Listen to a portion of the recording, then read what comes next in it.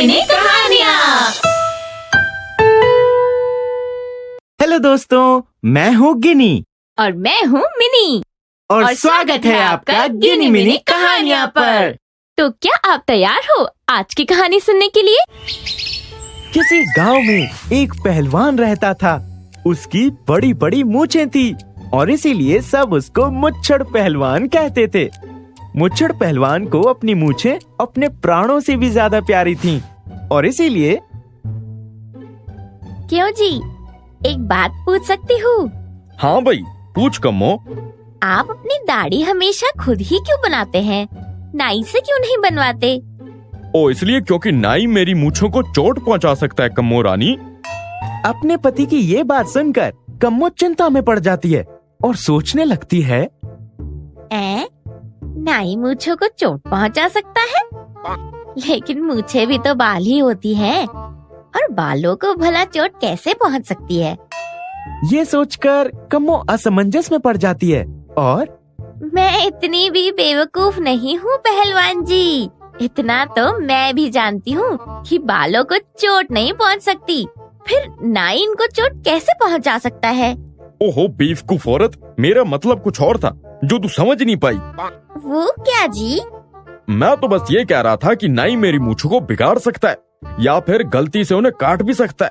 मैं ये कभी सहन नहीं कर सकता। पर क्यों जी? क्योंकि हमारी मूछें हमें प्राणों से भी प्यारी हैं। हम मर सकते हैं पर अपनी मूछें नहीं मुड़वा सकते, समझी कम्मो रानी? हाँ जी, बरोबर से समझ गई जी।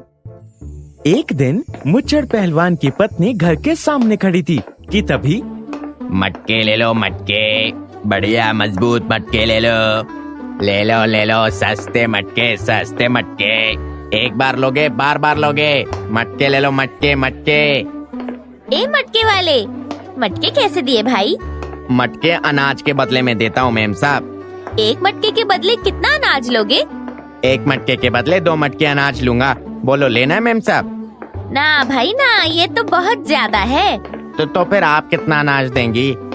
मैं तो भाई एक मटके के बदले बस 4 मटके अनाज दे सकती हूँ, इससे ज्यादा नहीं दे सकती। कम्मो की ये बात सुनकर मटके वाला समझ जाता है कि ये औरत बेवकूफ है और इसे आसानी से ठगा जा सकता है, इसलिए वो खुश हो गया और फिर कम्मो से 1 मटके के बदले 4 मटके अनाज लेकर चला जाता है। फिर शाम को मुच्छड़ पहलवान घर आता है तो कम्मो हंसते हुए कहती है, आप मुझे बेवकूफ समझते हो जी, पर मैं बेवकूफ हूँ नहीं। आज मैंने भी मटके वाले को बेवकूफ बनाया है। ओहो अच्छा, तुम भी बेवकूफ बनाने लगी। जरा बताओ तो कैसे बेवकूफ बनाया मटके वाले को? वो मटके वाला 1 मटके के बदले 2 मटके अनाज मांग रहा था, पर मैंने उसे 2 मटके अनाज की जगह 4 मटके अनाज देने पर मना लिया और वो खुश होकर मान भी गया। बहुत अच्छे, नहीं बहुत ही अच्छे। पर ये तो बताओ कि 2 मटके अनाज ज्यादा होता है या 4 मटके? ये लो, ये भी कोई बात हुई जी? कोई भी बता सकता है कि 2 मटके अनाज ज्यादा होता है।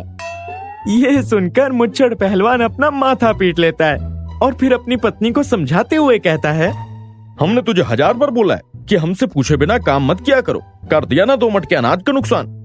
बेवकूफ औरत, 4-2 से कम नहीं, ज्यादा होता है, ज्यादा। पर अब बताने का क्या फायदा? जी में तो आता है तुझे एक जोरदार घूसा लगा दूं। मुच्छड़ पहलवान को यूं गुस्सा करते देखकर कम्मो जोर जोर से रोने लगती है।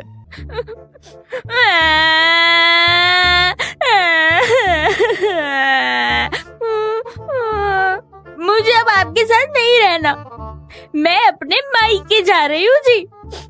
ओहो, तुम तो जरा सी बात पर बुरा मान गई। रोना बंद करो, हम तो बस मजाक कर रहे थे। तो मैं भी कहाँ सच में मायके जाने वाली थी, मैं भी तो मजाक ही कर रही थी जी। एक दिन कम्मो पानी लेने के लिए जाती है तो गांव के सरपंच की पत्नी उमा और कई अन्य औरतें बातें कर रही होती हैं। लो आ गई मुच्छड़ की घरवाली। हाँ, हूँ मैं तो मुच्छड़ की घरवाली। मुच्छड़ बनना कोई बच्चों का खेल है क्या? मूछे तो कोई भी मर्द रख ले, वही मुच्छड़ हो जाएगा। इसमें कौन सी बड़ी बात है जी? क्यों बहनों? और क्या, सही कहा सरपंचनी जी ने। हाँ बहन, एकदम सही कहा। बिल्कुल। हाँ हाँ, और क्या। हाँ, क्या गोबर ठीक कहा। मेरा घर वाला अपनी मूंछों को अपने प्राणों से भी अधिक प्यार करता है।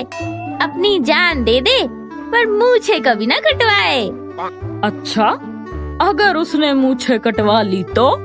अगर उसने मूंछें कटवा ली तो मैं उम्र भर तेरी चाकरी करूंगी, तेरे पैर दबाऊंगी, पैर। पर ऐसा कभी हो नहीं सकता। ठीक है, तो मुझे भी अब जिद है। मैं तेरे घर वाले की मूछें मुंडवा कर ही दम लूंगी। इस तरह दो औरतों की बेवकूफी के कारण बेचारे मुच्छड़ पहलवान पर खामखा की आफत आ जाती है। सुनो जी, या तो उस मुच्छड़ पहलवान की मूछें मुंडवा दो या फिर मुझे मेरे मायके छोड़ाओ। है? अरे जानती भी हो, मुच्छड़ पहलवान की मूछें मुंडवाना सांप के बिल में हाथ डालने जैसा है। पूरे 2.5 किलो का हाथ है उसका। एक मुक्के में कमर की हड्डी की ऐसी की तैसी कर देगा। मैं कुछ नहीं जानती जी, ये काम तो आपको करना ही होगा, वरना सारी उम्र बिना लुगाई की काटनी पड़ेगी। भला ये भी क्या जिद हुई? यही जिद है जी, बस एक बार उसकी मूछें मुंडवा दो। इस तरह सरपंच भी मजबूर हो जाता है और फिर मुच्छड़ पहलवान की मूछें मुंडवाने की तरकीब सोचने लगता है। पैसे या धन संपत्ति के लालच से मुच्छड़ पहलवान अपनी मूछें तो मुंडवाने से रहा। इसके लिए तो कुछ और ही तरकीब सोचनी पड़ेगी। क्या हो सकती है वो तरकीब? खूब सोचने समझने के बाद सरपंच को एक तरकीब सूझ जाती है। वो पड़ोसी गांव के एक पहलवान से मिलता है और उसे, रे ओ मुच्छड़ पहलवान, बाहर आ। हाँ भाई, कहो पहलवान, यहाँ क्यों आए हो? कुश्ती करने आया हूँ। या तो कुश्ती में मुझे हरा या फिर अपनी हार मानकर ये मूछें मुंडवा ले।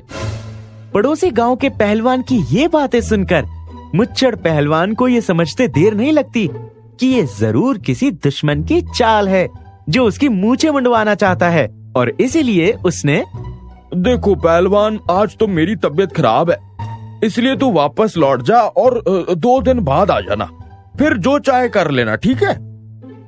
ये सुनकर पड़ोसी गांव का पहलवान वापस चला जाता है और उसके जाने के बाद कम्मो मुच्छड़ को सारा सच बता देती है। इस सच का पता चलते ही वो सतर्क हो जाता है और 2 दिन बाद उस पहलवान से सरपंच के घर पर ही मिलता है। देखो मुच्छड़, ये पहलवान तुमसे कुश्ती करना चाहता है। इसका कहना है या तो तुम कुश्ती लड़ो या फिर हार मानकर अपनी मूछें मुंडवा लो। हम मर सकते हैं पर अपनी मूछें नहीं मुंडवा सकते सरपंच जी। अगर जो तू हारा था मूछें ता मुंडवानी पड़ेगी और मैं जीत गया तो मैं अपनी मूछें मुंडवा लूंगा। नहीं भाई, मुझे मंजूर नहीं है। अच्छा, तो फिर अपनी शर्त बताओ। अगर हम जीत गए तो आपको अपने सारे खेत हमारे नाम करने होंगे। बोल लो सरपंच जी, मंजूर है? खेत नाम कराने की बात सुनकर सरपंच पीछे हटने की कोशिश करता है। उसकी घरवाली उसे घूर कर देखती है तो खेतों को भूल ही जाता है। हाँ, मंजूर है मुच्छड़ पहलवान। तभी सरपंच का नौकर पड़ोसी गांव के पहलवान के लिए पानी का गिलास लेकर आता है और वो जैसे ही उसे पानी का गिलास देने की कोशिश करता है, पहलवान अचानक ही बिदक जाता है और गिलास दूर जाकर गिरता है। अरे मूर्ख, तुझे पता नहीं मुझे घासलेट से कितनी घिन आती है? गिलास पर घासलेट लगा कर ले आया है। मुच्छड़ पहलवान सयाना था। वो जैसे ही उस पहलवान को ये करते देखता है और फिर जैसे ही कुश्ती करने का समय आता है, वो अपनी मूंछों को ताव देकर उन पर हल्की हल्की घासलेट की मालिश कर लेता है। फिर जैसे वो पहलवान मुच्छड़ के निकट आता है, तुरंत बिदक जाता है और मुच्छड़ उसे एक झटके में ही चित्त कर देता है। आहा! हमारा मुच्छड़ जीत गया, हमारा मुच्छड़ जीत गया। पर मुच्छड़ की मूछें मुंडवाने के चक्कर में हमारे सरपंच के तो सब खेत ही चले गए। किसी ने सच ही कहा है दोस्तों कि बुद्धि से काम लेने वाले की सदा जीत होती है और ईर्ष्यालु हमेशा अपना ही नुकसान करता है। ऐसी ही रोमांचक कहानियाँ देखने के लिए अभी सब्सक्राइब कीजिए हमारे चैनल गिनी मिनी कहानियाँ को और प्रेस कीजिए बेल आइकन ताकि आप कोई भी नोटिफिकेशंस मिस ना करें।